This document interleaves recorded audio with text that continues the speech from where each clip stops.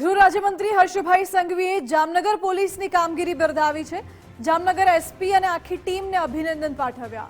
જામનગરનો હુસૈન શેખ બળાત્કાર અને ડ્રગ્સ કેસનો આરોપી છે। પોલીસે જે કડક કાર્યવાહી કરી છે તેમની કામગીરીને બિરદાવી છે। ફાર્મ હાઉસ પર જામનગર પોલીસે બુલડોઝર ફેરવી બહેનોને ન્યાય અપાવ્યો।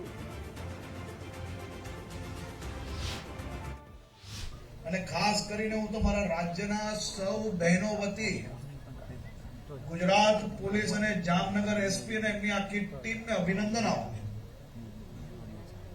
જામનગર જિલ્લાના હુસૈન શેખ કરીને બળાત્કાર અને ડ્રગ્સના કેસનો આરોપી રાજ્ય સરકારની 11 વીઘા જગ્યા પર પોતાનું મોટું આલિશાન ફાર્મ હાઉસ બનાવેલું જામનગર જિલ્લાના એસપી અને બુલડોઝરે આ આલિશાન ફાર્મ હાઉસ પર બુલડોઝર ફેરવી લીધું છે અને મારા રાજ્યની બહેનોને ન્યાય અપાવ્યો।